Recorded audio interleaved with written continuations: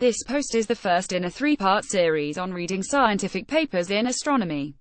You can find parts 2 and 3 here as soon as they are posted. When you are new to reading scientific literature, it is helpful to know all of the resources that are available to you. This series of 3 posts will go over a bunch of different resources you can use to help you read papers like the ones we cover on Astrobytes. Undergraduate researchers and researchers have plenty of exciting reasons to read research papers. These may include 1. Keeping up to date on the latest scientific advances, 2. Trying to decide what subfield of astronomy you want to work on, 3. Learning background material for your new research project, 4. Complementing what you are learning in your astronomy class, 5. Looking for relevant papers to cite when writing your own paper, or 6. Just reading papers for fun to learn more about astronomy. Here on Astrobytes, we have previously discussed some resources for reading papers and useful software for conducting research in general. We have also offered related advice on how to approach a paper on which science also provides a bunch of perspectives here and for getting started with research in general. The first post in this series will focus on 3 websites you can use to help you find the research papers you are looking for. The next post will go through various places you can discuss papers or sit in on discussions. The final post will cover anything else related to this topic. 1. ADS Abstract Service. Without a doubt, all astronomers frequently use the NASA Astrophysics Data System, or ADS for short, a search engine for finding papers. ADS searches for papers by storing their titles and abstracts. It covers the 4 main journals in astronomy: APJ, AJ, MNRAS, and AA, among many others, including general science journals such as Nature. Figure 1. Left ADS homepage. Right ADS advanced search page. On the home page, click the search button on the right to use the basic search.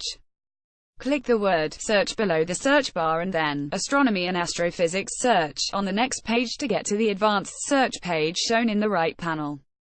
Let's try to find the paper by Jane Birkby, Remco de Kock, Matteo Broggi, Henriette Schwartz, and Ignaz Snellen in 2017 that was featured in this Astrobyte on detecting water in the atmosphere of the first exoplanet ever discovered, 51 Peg B.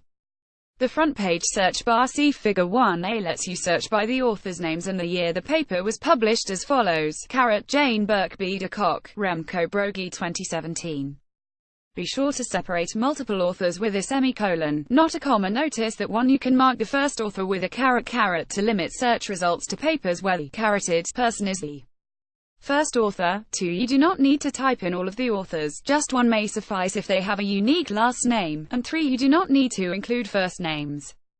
Searching just the first author with the caret Birkby should also suffice if you do not remember the exact year a paper was published.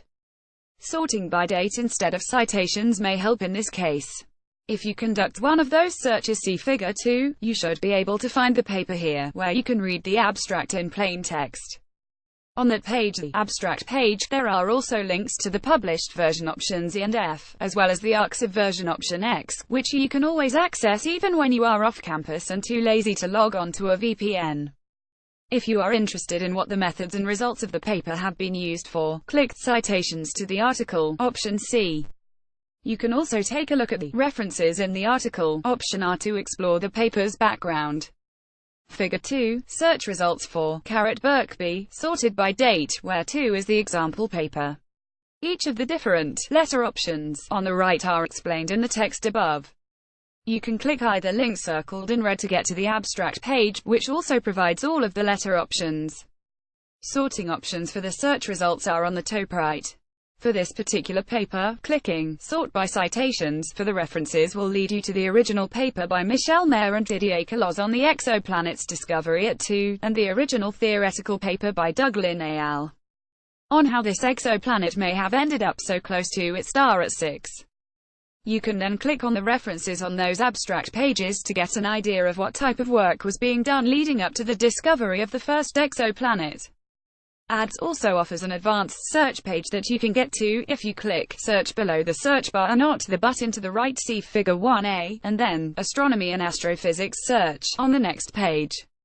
The advanced search page, see Figure 1b, will give you the option to search a range of dates, and also make it easier to search for topics by keyword in either the title, the abstract, or both instead of just looking for papers by specific authors.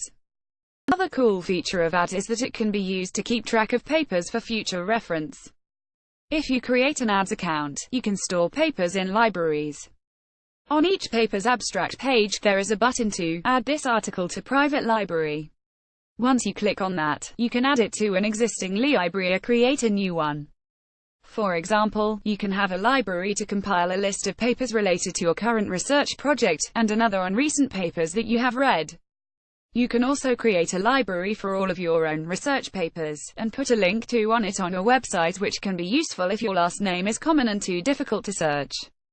1A Ads Bumblebee. Not too long ago, Ads released a new version of their interface called Ads Bumblebee, which is still in beta. See Figure 3. Unlike the original version, Bumblebee lets you search the text of a paper instead of just the title and abstract.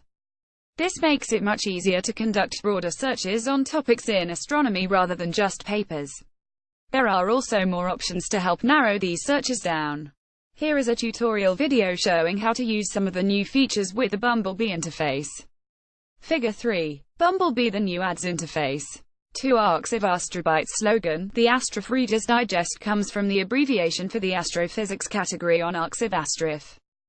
Arxiv, pronounced archive, as if that X was a Greek she, is an repository for preprint, final drafts, of papers that are about to be published. Most preprints are posted to Arxiv when a paper is either submitted or accepted. If a paper has been posted before it is accepted, the authors will likely upload a new version to Arxiv once it is approved by a journal. In astronomy, virtually all papers submitted to peer-reviewed journals are also posted to Astrif on Arxiv at some point. These Arxiv preprints are nearly identical to the published versions, making the website an excellent open-access resource for finding papers. As mentioned above, Ads makes use of Arxiv and includes these preprints in their search results. Figure 4. The Astrif home page, featuring various ways to search recent papers and papers in general. Aside from storing open-access papers, Arxiv is most commonly used to look through recent papers. Every weekday, you can check the New tab to view submissions from the previous day. See Figure 4. There is also a Recent tab to see submissions from the previous week, and a Current Month tab to see all submissions from this month. If you know which subfield of astronomy you want to browse through, there are 6 subcategories on Astrif: Galaxy SCAR, Cosmology CO, Planetary Systems EP, High Energy HE, Instrumentation IM, and Stars Senior, each of which has the same 3 browsing tabs. If you have written a paper that you want to submit to Arxiv, check out this Astrobyte and also discuss with your advisor about when to do so. 3 Arxiv. Do you like Arxiv, but wish it had pictures? Fortunately, someone else already thought of that. The website Arxiv takes and presents all of the papers submitted to Arxiv, but with a more modern design that also includes 3 distinct figures from each paper, either chosen by the authors or at random. To me, having figures as part of the display format makes it much easier to recognize and identify individual papers that are worth reading or taking a look at, even if these plots are often difficult to interpret when shown out of context. Figure 5. The Arxiv home page, showing not just the abstract of a paper, but 3 figures too. For those of you writing papers, the box on the bottom right explains how to select which figures to display, or else they are chosen at random. Arxiv has a few other advantages over Arxiv. Whereas Arxiv only lets you look through the current month's papers for a particular subcategory, Arxiv gives you the option to scroll as far back as you want. This makes it easier to browse through older papers in a subcategory even when you do not quite know what you are looking for. Additionally, Arxiv randomizes the order of the papers submitted each day. On the contrary, Arxiv simply lists them in order of submission, starting from 160,000 ET 210,000 GMT. Lastly, clicking on a specific paper will also lead you to 3 related papers, just like we have here on Astrobytes.